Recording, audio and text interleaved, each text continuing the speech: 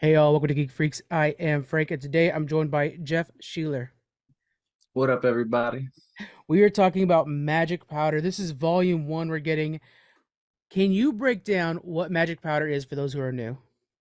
Magic Powder is basically a comic book that is D&D meets Breaking Bad, basically. You know what I'm Yeah. saying? So it's like a fantasy world meets crime and action. It's more modernized. It's not a lot of sword play. Not that there aren't swords or anything like that, but it's got guns. It's got people wearing dope suits and stuff like that. You know what I mean? Driving dope Yeah. cars, and then then doing some magic too. You know what I mean? It's got a little bit of everything.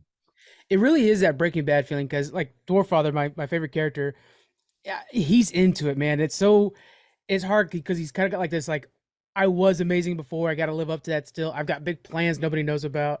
Like, I love following that character.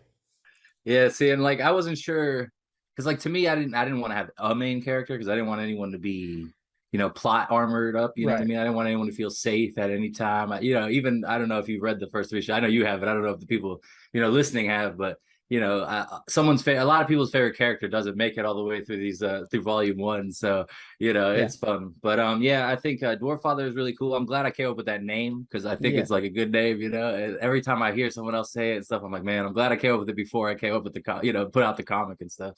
So I Oh got yeah. came to me and it was perfect. But like to me, like the elf, Mhm. he was kind of really what I guess was gonna be the main character in my mind. Like that's what I thought was gonna be the focus before I started writing the actual script and stuff. And then I realized, like, the city of Thesz is the actual main character, I Very guess. true. Yeah. Yeah, you have different moments that almost like are a day in the life that are just so unique to this world, and it's hard to kind of explain. I think people are maybe not understand it fully. You really have to take a look at it because, like when we go back to Dwarffather, for example, just like even with that name, you're thinking of like, oh, the guy that's got the Akandun on his throne and da da da da da. Think that, but in a white suit. Yeah, exactly. A real nice white suit or a Yeah, prison jumpsuit. exactly. Yes, exactly.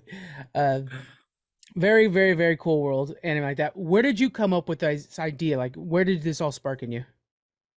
I don't know. I kind of always, obviously wanted to make comics and stuff like that. I've always written, scripts and stuff like that also. So it's always been like something like that. But the actual idea, I think I was sitting, just in a chair one time and I came up with the idea of like just an elf on an airplane with a sword, Yeah, which is like in the first issue.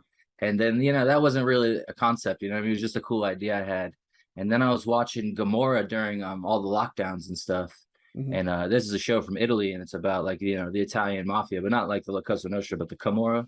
So it's like a little different. And so you get to see Naples, and you get to see like a really rough side of it and stuff like that. And as someone who lives in America, I never really seen that before, so it really like was crazy to see what used to be basically ancient Rome, and now it's got like the city of Baltimore's projects on top of it. You know what I mean? yeah, Because there's this place called the Sales, and it was like 9 project buildings, and it's just a mess. It was a terribly designed place for people, and poor people had to live there and they all got stuck in a place. And then it's like away from like, other parts of the city and other stores. Like there's no Walmarts nearby. It was like really isolated too. So it was hard for those people. So it was like its own mess of an economy just in that little projects. And so, yeah, just the idea of seeing like an ancient civilization being toppled on with just, modern garbage basically gave yeah. me that idea. You know what I mean? And then it was around the time Game of Thrones was still kind of like in everyone's minds, but it had Hmm. disappointed everybody. It was before House of Dragon and all that. So I'm like, there needed to be like a fantasy story that fills that gap for people, you know what I mean? And I wanted it to be more adult themed like Game of Thrones was,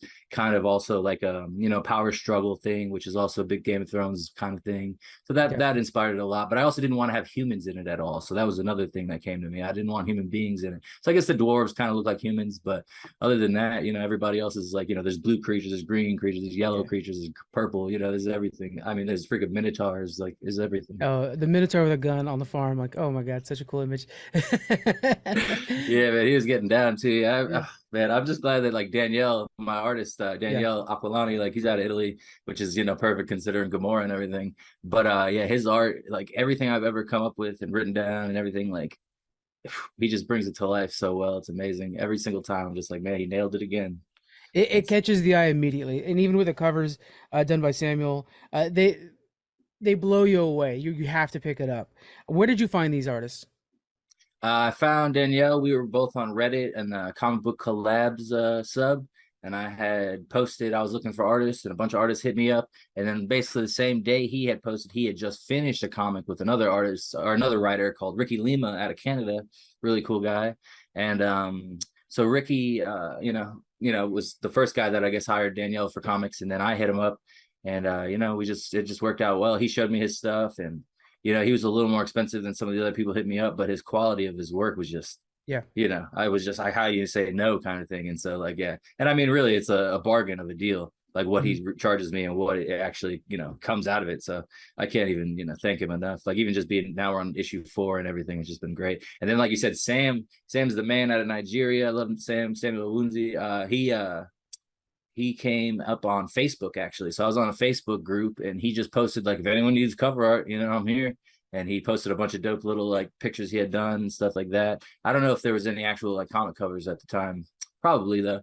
And so yeah, I just seen it, and I wanted something kind of like hyper realistic, considering it is a fantasy world. So it's like really the opposite of what you're gonna see inside the comic in a way, but it really just, it's the tone that you get out of it. You know what I mean? Because like when you see these covers, like by Look at that. Sam Oh, and that's the stuff, one. like Ooh, number 3. yeah, I love it too. Yeah, and then like that my sister Raven did the Thesz report cover, and then so that's that one, and then am I still on? I think I hit spacebar on my thing. All right, so Sam did this one. So the art is a lot different on the covers than they are on the inside, but I just wanted people to see that and be like, oh damn, that's some dark stuff going on in there, and that's what it is. So like his style is the perfect like eye-catching thing, and then Danielle's style is just the perfect like comic books art. You know what I mean? I just love everything about it. Like I could never think of someone else that would do it better than Danielle does it to me. No, really, I totally agree with you. It's just it's perfect. How much work does Raven put in on it? Oh man, my sister, she does all this stuff, man. Like, for instance, on this this Kickstarter campaign we're running for volume 1 right now, we're a few days in and stuff, but anytime you see any kind of thing that's a story or anything that's like a graphic, she makes all the graphics, every single graphic. The covers, like I said, she puts our names on the cover. She made the logo, she puts the number here. She makes all the thank you pages. She made this page. Like, she just does all this stuff. So anything that's not like a comic book story or a comic book cover, that's Raven. You know what I mean? A lot of the graphic design stuff. That's nice to have in-house graphic like, designer. That's perfect. yeah, exactly. Literally, like, me and my sister, like, usually live together. We don't live together right now, but it's funny. So but in-house is always good. And she's like, one of those people that like, she doesn't like to even like do work for other people or anything like that. So usually she's already free when I hit her up. So that helps. Because she's great at it, but she's one of those people that just wants to work on some of herself. So it's cool.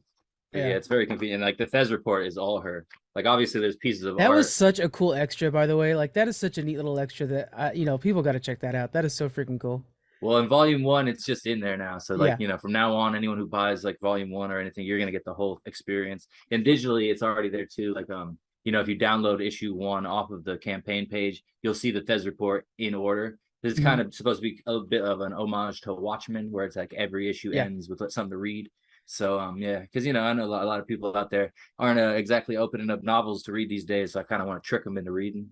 Yeah. And Watchmen, though, a little tricky. Like all of a sudden you're like going into a deep dive about a hero that died a couple decades ago, and you're like, who is it? Like it's just, it'll get you. Yeah, I want the rest of this autobiography and stuff. Yeah, so that's how it is. And so so the Thesz report, like, it might seem a little weird that someone would have all this information and these pictures and stuff, but in issue 4 you're gonna find out exactly why this thing is even possible and who's putting it together. Oh, cool. Oh, awesome. Oh, okay. So that's another little fun thing. So it's like, I've been waiting to, oh man, and it's a character I really wanted to introduce for a while. There's actually a lot of new characters in issue 4, and then issue 5 is going to be pretty much all characters you've seen before. Maybe one new guy that's mentioned in issue 3, where they have a conversation, and they're like, is this guy around or whatever? So you're going to see that guy. And then issue 6, there's always new characters. That's the fun of it, I guess. I always want to introduce new characters. So but issue 6 is going to be the end of the first arc, so that'll be volume 2-ish. I don't know how I'm gonna do volume 2 yet, because I kind of want to do a one shot about a certain character before the second arc starts. So I might do that, but I'm not sure how I want to do it, because I want to do it with a bunch of different artists, because the way it works out, it's going to be kind of like visually kind of freaky. So I don't know how that's going to work yet. So issue 7 and 8 I'm still trying to figure out, but the first 6 issues all set up. 8 through 8, 9, 10, 11, or 8 to 12 ish are also all set up right now. And then I have a bunch of, future arcs I want to get to with every character and stuff. So, Project. Oh you yeah. know, that's why I put volume 1 out so people know, like, this ain't stopping anytime soon. Like, you see those Yeah. compendiums and all those Walking Dead things and all that. Like, this is at least gonna try and go to 100 issues. I don't know, if Right. Danielle wants to ride with me like that or not, but I'll find other people who do. Yeah. So, like, yeah, we're going. There's no stopping this thing. So yeah, that's where I'm It's totally at. there. And then with like you were saying before, like Thesz is basically its own character as well.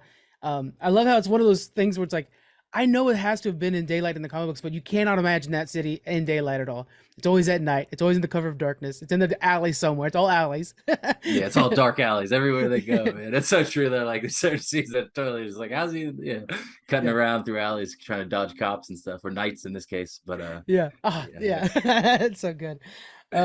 I could totally see this thing just riding out as long as you wanted to, basically, because you're building up the playground and then all these cool characters that are going to be in it. Yeah, that's Um, totally how I felt about it too. Like, cause like, yeah, almost like the first 6 issues is almost just like the preamble. Really, it's like, yeah. here we go, the prologue. Like, all these people are setting you up to show you the world that's really out there. Because even Yeah. Thesz is just one city. I got a bunch of shit, Oh, stuff to really? show you. Oh, yeah. Yeah, there's all kinds of stuff. So yeah, it's not just gonna be stuck in Thesz. That's just like the central point, because that's where magic powder is. That's like the high, the capital of Yeah. magic powder in the world. Like, even elves who like want to come back and see, Souvenir City, or they want to see the old city that Thesz was, because Thesz was an old elvish city. Hmm. And then, like, they go there also to get high and do other things Yeah. that are illegal in Jatir and other parts of the elvish countries.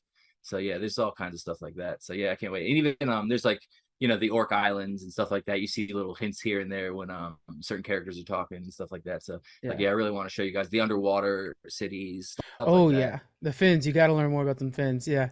Yeah, Yeah. man, it's this is gonna be a lot of fun out here. So that's the thing, like you said, like, it's just a playground now. Like, cause a big part of me coming up with it was I was watching Fargo, also Fargo season 4, So around the good. same time, which Yeah. features Salvatore Esposito, who's Yeah. also in Gamora. So I was watching that and I was like, man, because even Fargo is just kind of, a bunch of homages to Coen Brothers stuff, It really and is. it's got its own thing going on too. And I was like, man, they've already basically told every gangster story you can tell on this planet. You know what I mean? Like, it's Hmm. already been done. So I'm like, I gotta just make up a whole different thing to play on. And like you said, now Yeah. I got my own playground. I can do what I want. So yeah, I got some ideas for you guys. Don't you worry. Is this your first comic book, or have you been doing this for a little bit? No, this is my first comic book ever published. That's crazy. I definitely tried to work with some friends on some stuff overall, but never really panned out. I never had an artist really that could commit like this, and I never had Yeah. the money to really pay an artist or anything. And then all the perfect storms just kind of lined up, and Danielle was there, and woof, here we are. Yeah. That's cool. But yeah. So, growing up, were you reading comic books, and what kind of comic books were you reading that kind of got you Um, informed? a lot of, like, when I was like younger, I didn't get like any real collections of comics. It was one of those things Yeah. where you get like a single issue here or a single issue here, Yeah. or my cousin would have like 100 in a long box, and they would all be from different things. So Yeah. I'd be reading like 2 Spider-Mans. I'd read like a Namor, fighting Rhino at Kingpin's hotel, just random superhero stuff. But the real thing that got me going to comic book stores was Walking Dead when I was in high school. Yeah. Like, I think I was a junior, and man, The Walking Dead, I think issue 3 was the first time I ever went, and I was like, I got to go get this comic. And so, yeah, man. And, some about that storytelling is unlike anything else, too. I mean, Rick Grimes is the character that's going to be there the whole time, but it felt kind of like a series that only one guy's telling. Like, the thing with comic books nowadays is 100 different people are touching all these characters. And Exactly. so it's hard to really, there's no consistency. So where do you pick it up and why does it matter? So it's like, when you read The Walking Dead, it's one guy telling one long story.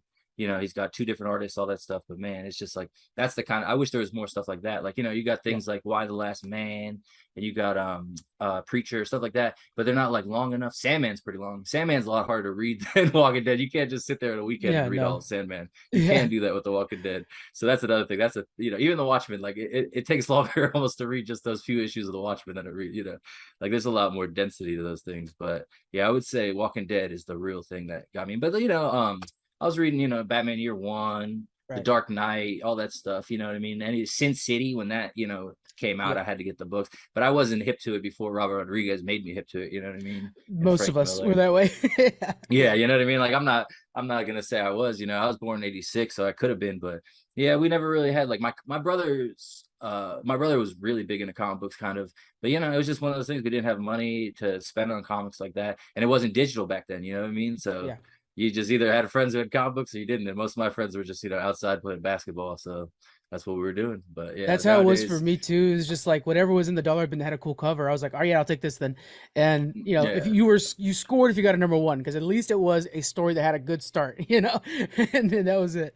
But yeah, And I feel like Image Comics was a thing where like it started when I was, I don't know, probably like around 10 or so. But yeah, like, yeah, Spawn number one, Pit number one, Max, you know what I mean? So yeah, like, yeah, we got to be on the ground floor, Savage Dragon.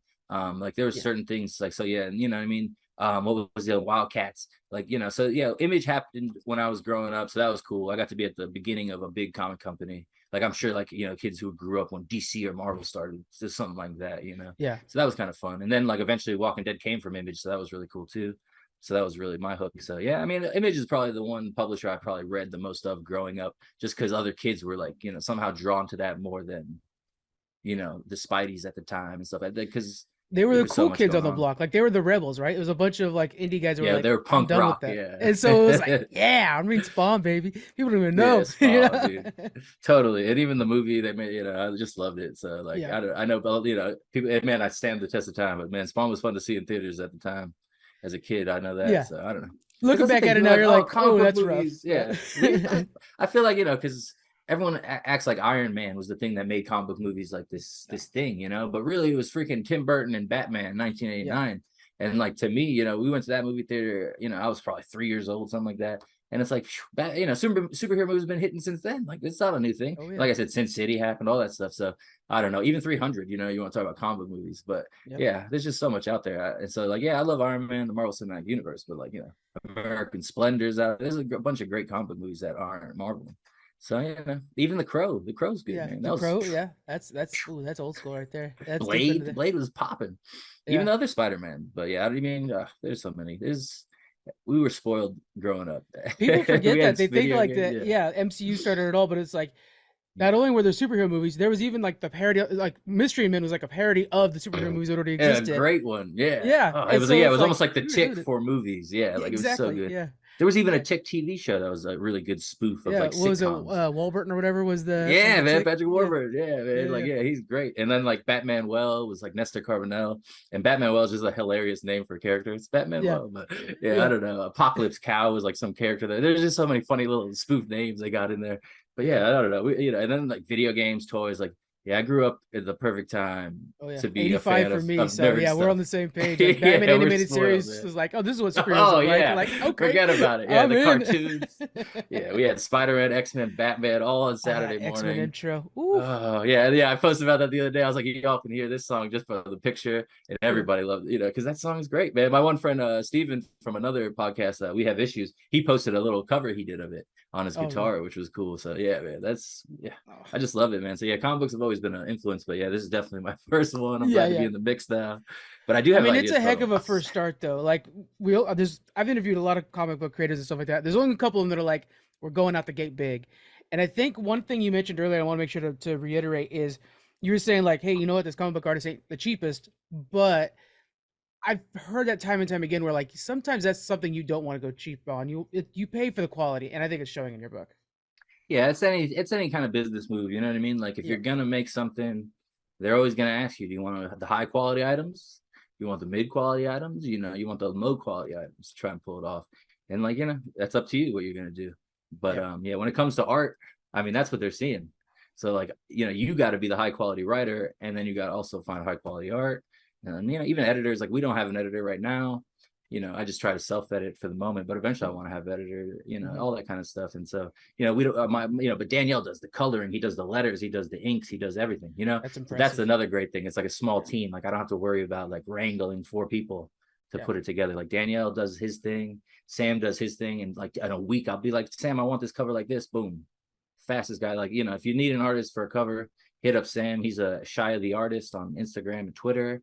And he does great stuff. He's worked with a Tights comic book. He's done a few other ones. I can't remember them all off the top of my head, because he's literally like, I feel like after he did Magic Powder, people seen what was up, and now Yeah. Oh you yeah. can't, Sam's getting them gigs. And Danielle's great, but it's like he's too busy probably working with me to do other stuff so far. But hopefully that's the way it is. Yeah, But it's a good point though. Like the first impressions cover, second impressions when they open that book up, they see that beautiful art, and then if you're lucky, they're getting to the words that you made. So it's like, you really, and that's the staying power, of course, is how it's written. But it's like you gotta make sure to invest in those good artists because that's boom boom right there. That's how you hook them. Yeah, and the big thing too is like, as the writer, all the, like you said, your words are the dialogue on the page, but like, yeah, like all this stuff, you have to come up with all the concepts and stuff, unless you're just telling the artist like, hey, come up with your own thing, which I'm sure that's cool too, but I haven't done that yet. But yeah, we even did a variant cover with Matt Harding, who's another great artist. He's done all kinds of stuff like Star Wars stuff, and he did a cool variant cover which was like based on kind of like a Taxi Driver poster I had, Oh, mixed cool. with like El Mariachi, mixed with a professional. Like, it was really cool. And it's like, I don't know if it's my favorite cover because I don't want to rank them or anything, but it's Right. equal with Sam's covers. Like, I love it. It's just like I want to have the first 6 issues all be Sam. So I haven't really been going out, and variant covers are kind of a pain in the butt, I feel like, you know what I mean, for Yeah. collectors. So I Yeah. feel like kind of a jerk when I'm like, oh, here's 4 different options.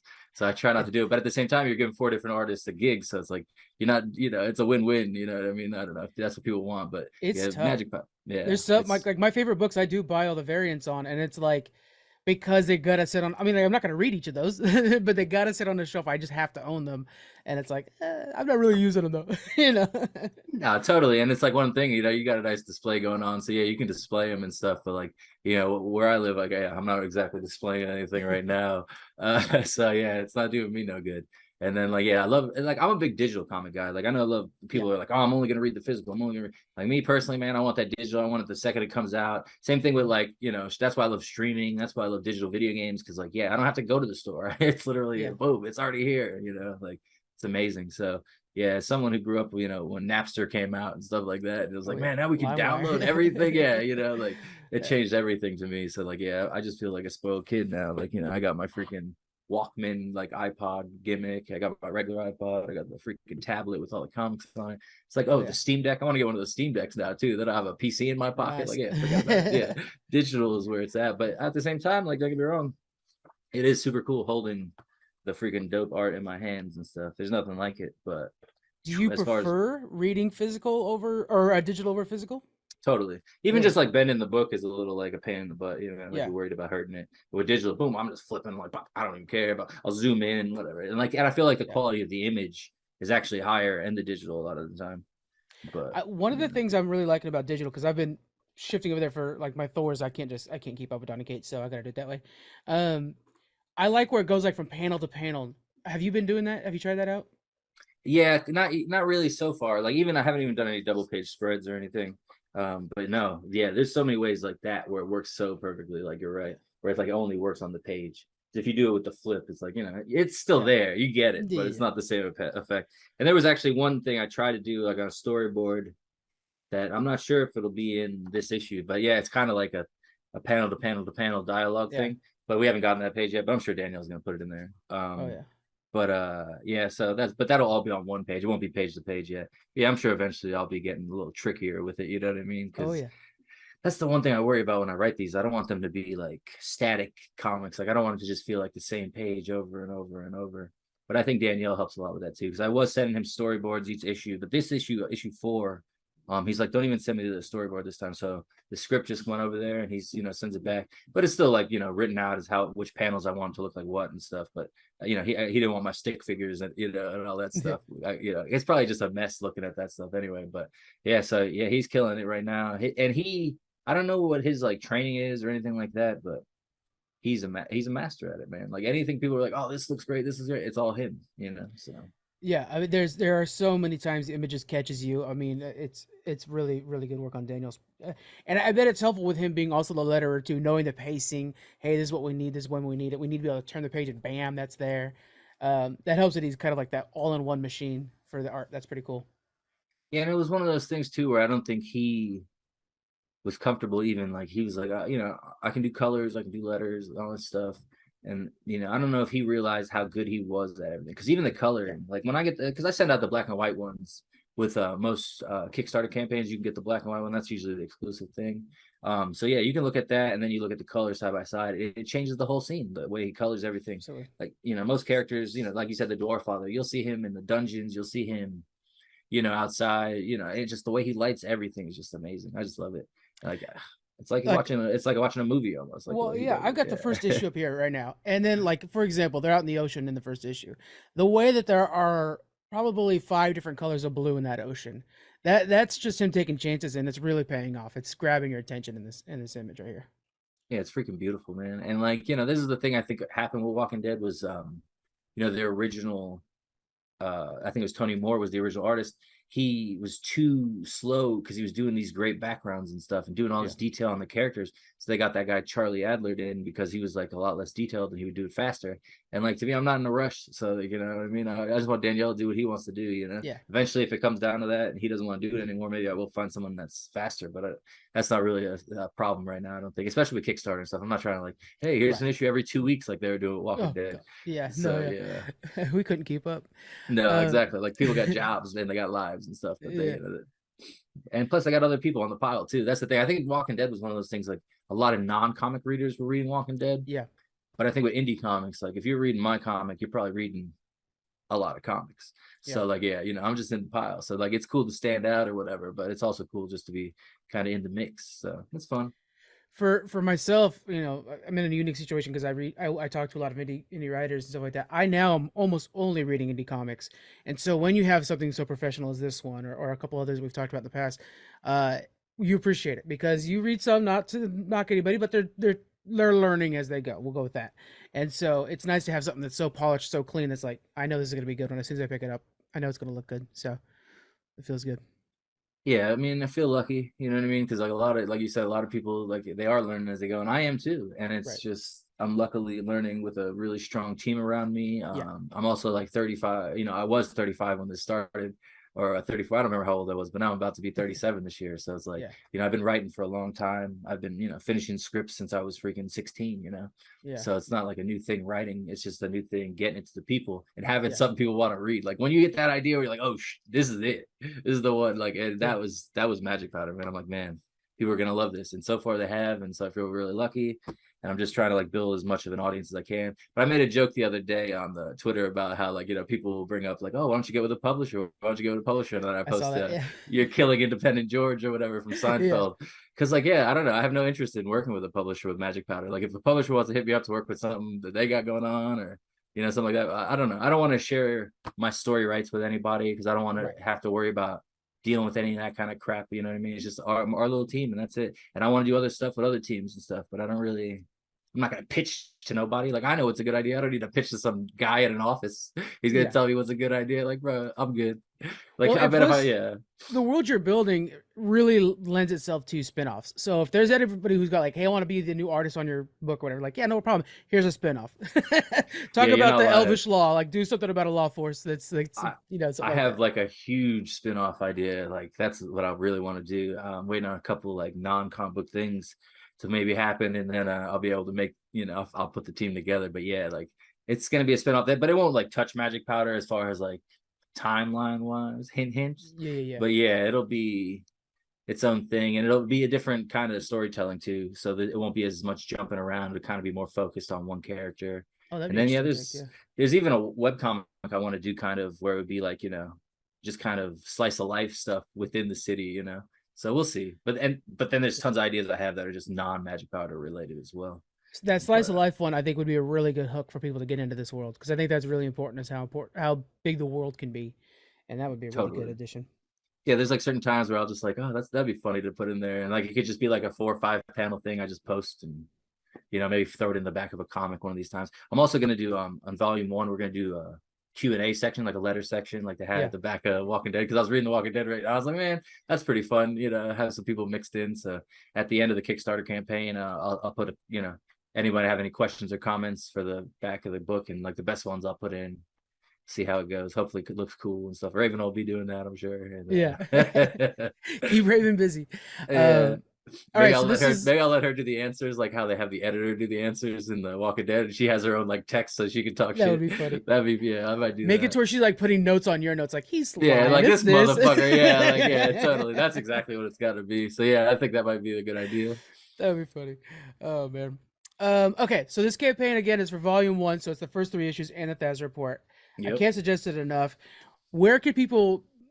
We have it on Kickstarter. Can you tell us about your website where people can actually buy the single copies if they want to get their hands on this right away? Yeah, it's getmagicpowder.com, and right now you can get it. Boom. Show the back of that card, because that back of that card's what's dope. Oh, look at that. Yeah, so there's that elf on the plane with the sword I came up with. Yeah. That's the original idea, and then boom, I made my stupid little business card out That's of a good looking that. card. Man, yeah, it came out There you really go. great. That's from moo.com if you guys are trying to get business cards done. But so anyway, yeah, getmagicpowder.com. You go on there, you can get digital copies, physical copies. Right now the coloring books you can't get. You can only get them on the Kickstarter right now, but I might be able to put them back up if I have enough left.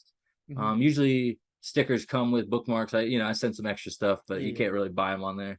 But yeah, if you order from the website, you usually get some fun stuff, and that's pretty much it. When the volume 1 is printed, I'm not sure if it's going to go on the website yet. I think it'll just be single issues until I run out, and then we'll see.